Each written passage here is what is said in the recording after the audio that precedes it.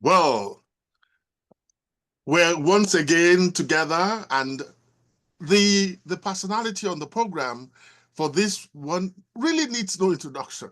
If I were to introduce him, I probably would spend the rest of the day. But let's do it this way. Dr. Wálé Okediran is a medical doctor and a writer. He's been the president of Nigerian Association of Nigerian Authors. He's now with Power, Pan-African Writers Association, based in Ghana, but he's not participating in this program from Ghana. He is participating from Morocco. He is a widely traveled man, and he loves travel writing as well. He's written so many books, but today our focus is really not on the many books or his travels or even his medical practice. Our interest with Dr. Wálé Okediran on book chart is Madagali. And Dr. Wálé Okediran, you're welcome to the program. Thank you, Wálé. It's Yes. nice to see you again. Yes, nice seeing you again. And it's all about books. But this one we're talking about, Madagali. From my experience, all books have their own long tail that sometimes does not make it into the book. You woke up one day, you had a nice sleep, you had a nice breakfast, and like that, an idea came to your mind. I'm going to write a book about. So you complete that. How did it happen? What is the story behind this story that we're going to be talking about? Yes. Well, thank you, Wálé.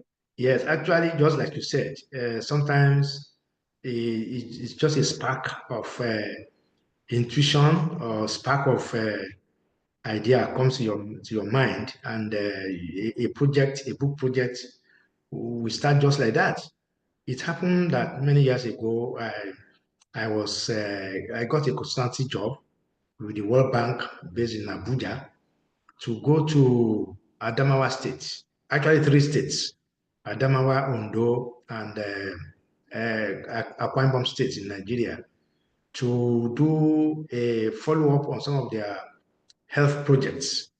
Because of my medical background, I was asked to go there and interrogate the communities about some of the primary health centers and that the World Bank was putting together. It so happened that in Adamawa, we went north of Yola, outside Yola city, up to the border of Borno State. And along the line, my driver, the driver of the official vehicle that was taking me around, was showing me some destructions, some what you call the carcasses of the Boko Haram activities in that place. It so happened that that area in the Adamawa North that borders Borno State was the epicenter of the Boko Haram insurgency at that time. And I think Boko Haram terrorists stayed there for close to 6 months or so before they were flushed out. So when we saw the carcasses and the destructions of banks, buildings, it started occurring to me that, ooh, I'm in the middle of history. And as a writer, my writer's wicked mind came to work. Said, now, this man, you are sitting, God has just handed over to you raw material for something else. Anyway, so I started writing down notes, just thinking that I would do a travel story.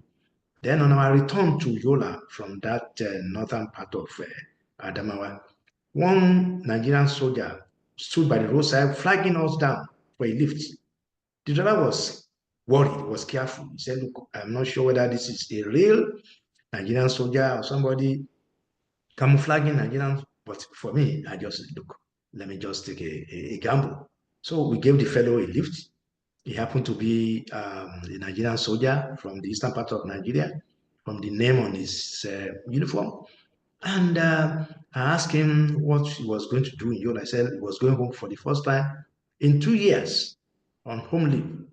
And for the next 1 hour, I started interrogating him. I made sure I didn't keep any notes so that he would not be suspicious of my intentions. But I was using my medical school uh, tactic to cram, to memorize all he was telling me. And that was how I got this beautiful account from him. And to the icing on the cake was actually one of my friends who was a lecturer at University of Madagali. is late now, and Abubakar Usman, and he came down to Ibadan on my prompting for a lecture. And over the night, he gave me a more detailed account of the activities of these Boko Haram people, to the extent that he even confessed or confirmed that when the insurgents entered his village, his town called Madagali, they took over his house because his house was the most beautiful in town and used that house as their headquarters for about 6 months. They drove away his family, his wives and children, and burnt all the books in his library. And I said, well, this is it.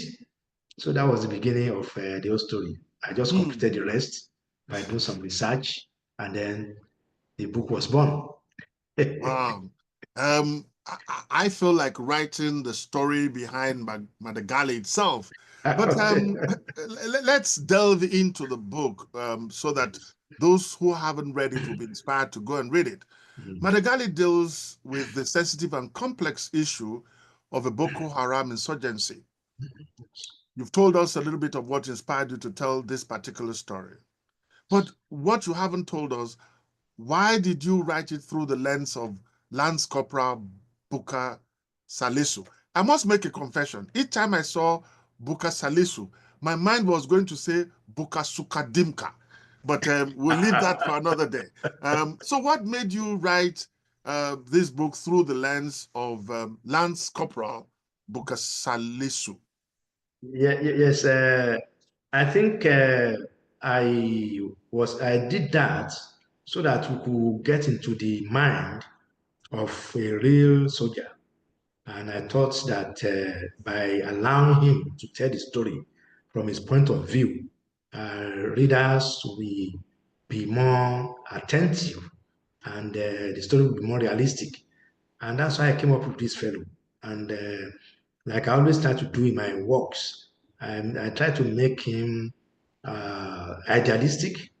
I think I did the same thing with the fellow in the tenants of the house, the honorable member that came to the house with this fantastic idea of correcting everything in the world. I tried to make Salisu somebody like that too. But of course, I made him to be a little bit handicapped from the wound injury he got in the war front. And also to spice up the background a bit, I made him to be a product of two nations. The mother was a Liberian and the father, the Nigerian. It so happened that the father himself was a soldier that served in ECOWAS and in Liberia, where he fell in love with Salisu's mother. And that's to make it more interesting. That was the way I tried to do it. And I think by and large, I was able to achieve my aim. Hmm. Well, it also showed transnationality. It wasn't just one country, you also went to others. But given the realities of the conflict, you just said I did some research, but how much research did you conduct to ensure the authenticity of the military operations and the experience of those living in the affected region? Yes. The research was extensive, I must say. I started firstly by, luckily, because I visited the scene of the Boko Haram activities, I saw firsthand the destruction. You were bombed out, shells of banks, of public buildings, mortar shells still on the roads. I saw all that.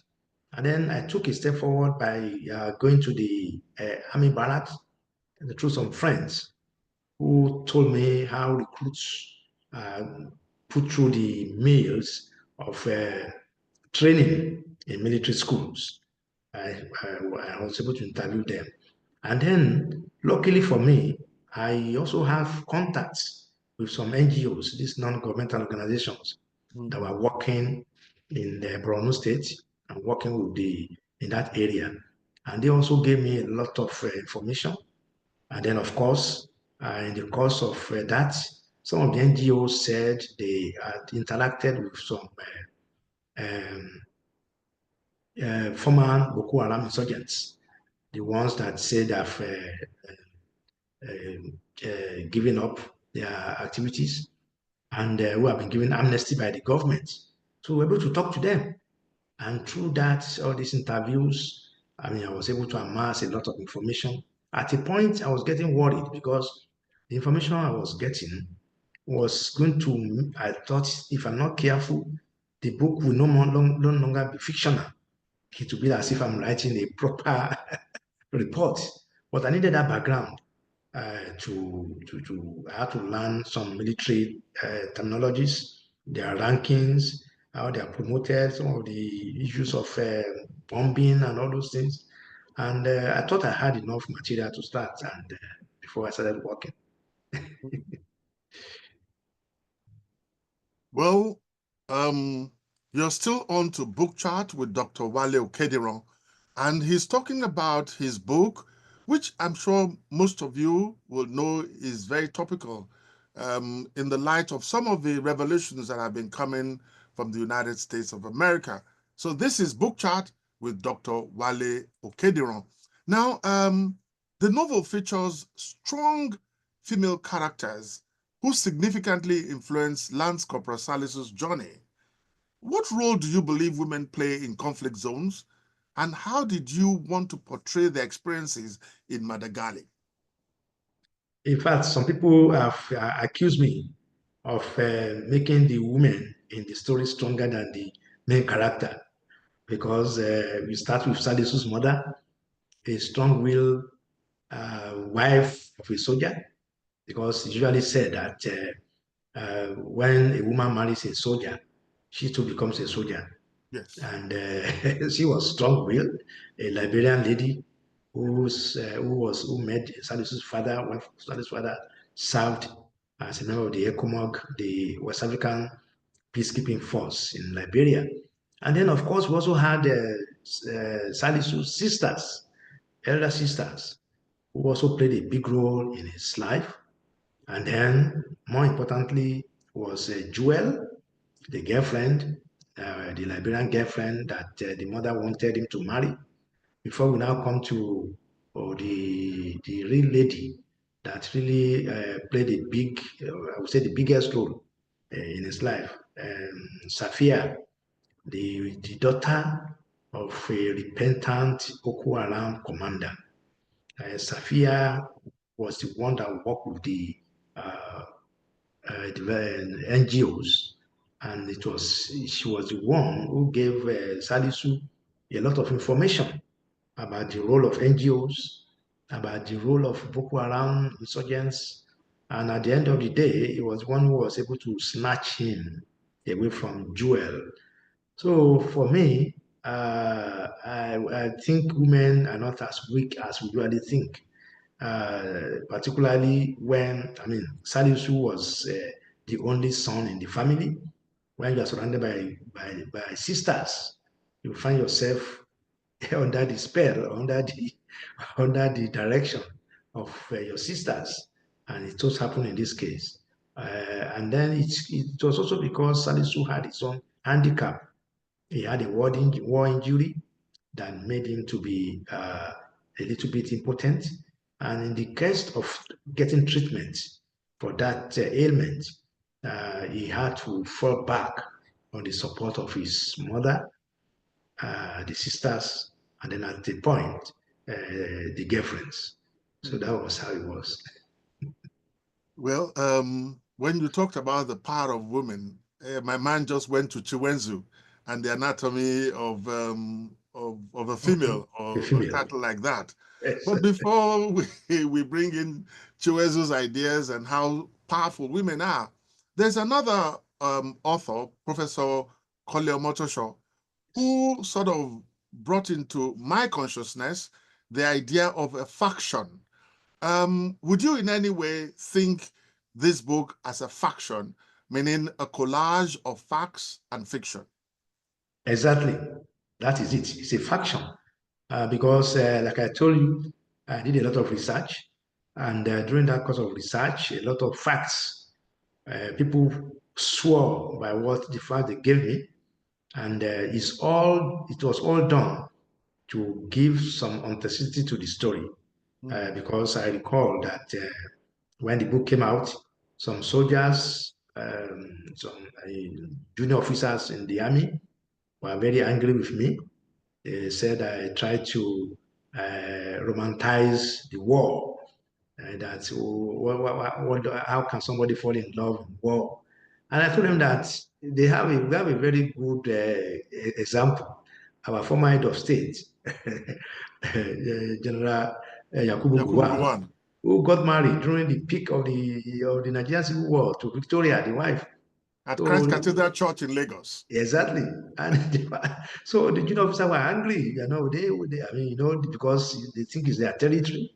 And then out there, this this bloody civilian in quotes, come and write about the army and start telling them stories. And so that was why I did the background story, and I got a fraction out of it.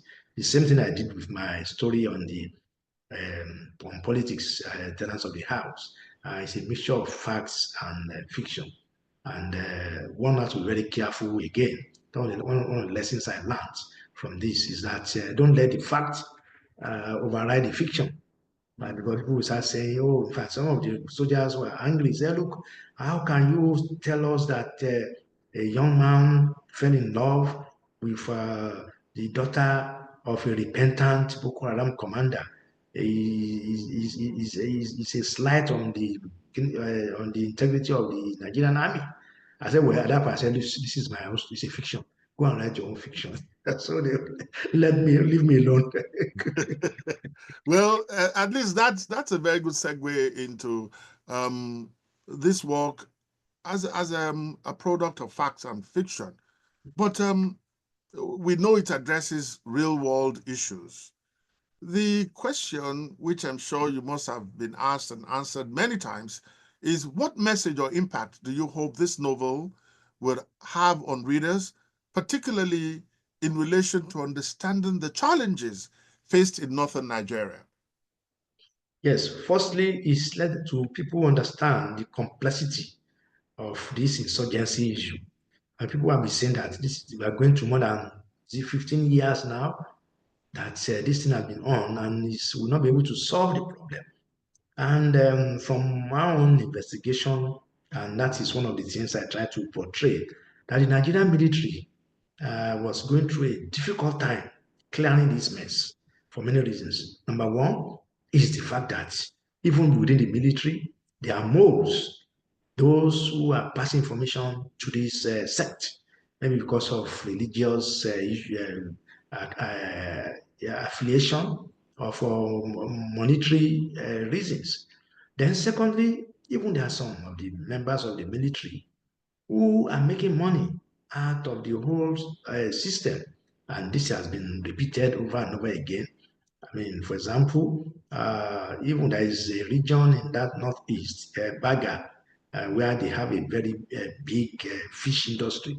Where from my investigation, some soldiers who are not too clean are using that fish business to make money. And then, of course, we also have the role of some NGOs. Some of these NGOs will tell you that their mission is to save lives, humanitarian mission to save lives, whether the lives they are saving is a Boko Haram fellow or the federal soldier. And some of the NGO workers will tell me that sometimes they have to drop food materials, medicines, drugs behind the Boko Haram lines so that they can have access to this thing because they believe that hunger should not be used in a war setting.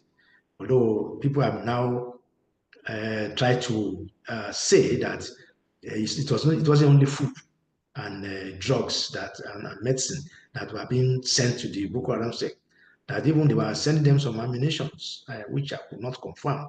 But as regards being fed and being taken care of with medicines, many of my contacts confirm that. And people are saying that these are some of the things that has prolonged the war. I mean, even so, if you say you are saving lives, where must you assist enemies of a country to survive? So these are some of the messages I want. And then finally, to let the people know that majority of the members of the Nigerian military are very loyal, very dedicated, and I really pity them, what they are going through. And I just thought that by bringing some of these facts out in a fictional way, people will understand, and then there will be people can make some amends where possible. People have also spoken about the futility of rehabilitating repentant Boko Haram militants. People believe that nobody can repent. But again, this is a dilemma for any society. Even prisoners can repent. People, the idea of a prison, people say, is to bring people back to normalcy so that they can be reintroduced to the community. And I think this is what the government is trying to do. They believe that some of these Boko Haram insurgents, once they have repented, they should be rehabilitated into the society. But often and often, it's called that about 10 or 20% of these people who repent go back to join this Boko Haram thing. And that fact was also mentioned in my book. I just hope that all this will be used to improve the situation that is currently ravaging the country. Well, you know that trending now is that from one part of the world, I'm not going to mention the name, that has said some of the money of their country is being fueled to Boko Haram. And there's been a lot of people adding two and two together. I'm not sure they're getting four. Some are getting 22. But we're going to leave that for another day when probably we have another occasion to talk about this in a broader fashion. I probably will receive lashes on my back if I fail to ask this particular question. As a physician and a writer, Yes. you've explored various aspects of Nigerian society in your works. You were a member of the House of Rep, and you were able to write tenants of the House. So your interest has been very diverse. What a lot of people would want to know is, how does your background influence your approach to storytelling, especially when dealing with sensitive topics like war and conflict? And I know that you have also dealt with love and other universal themes like that. How does you just mentioned to us, as a medical doctor, you use your ability to memorize, and so you probably use. So tell us, how does it now come into your storytelling? Are Yes. you as clinical as a doctor who looks at the patient and pronounces you're dead? Or how do you go about it? Thank you so much. Well, you see, historically, if you go into history, you will see that there is a long list of medical doctors who have been famous novelists. When you go back, you talk of Anton Chekhov, the Russian playwright and co. And then Pasternak, the Russian writer, and a long list of British and American novelists who have backgrounds in medicine. For me, I think my first love was literature and humanities. And that was what I wanted to do as a young boy. I wanted to be a journalist because my best subjects, my best grades were in the humanities, distinctions in English literature, English language, and all those stuff. But my father, because he belonged to that generation of fathers who believe that you must be a professional. And when I told him I wanted to be a journalist, he said, no, no, no, no. I don't want to be going about asking people to give you money. You have good grades in science, so you go and read medicine. I want you to be a doctor. And as an obedient young boy, I went into medical school. I enjoyed my medical school studies. I even enjoyed practicing medicine. But even right from when I was in secondary school up to my medical school days, I found myself falling back into that, what I call my first love, writing.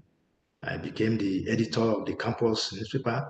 I was a contributor to the Guardian for many years and all kind of things. I even took a course in creative writing just to make sure. When I thought I had enough of medicine, even though I still practice medicine over the weekends or online when people call me for help.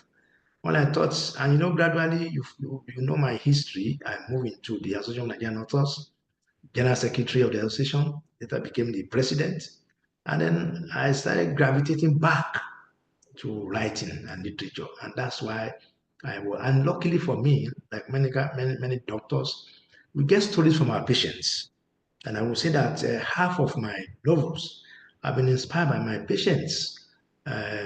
When they tell me their stories, when they tell me about their life, it sparks of this, usually spark of this another juicy tale for me to put together. But I'm always smart enough to make sure that I don't represent them in my book so that they will not sue me for, for, for revealing their secrets. And then, of course, because writing is a very difficult job. I mean, you've got to sit down, you've got to do a lot of research, you've got to work hard on it. My medical school training has been a big plus for me because medical schools, as many people will understand, it's a very rigorous process. You have to sit down and read all those fat textbooks.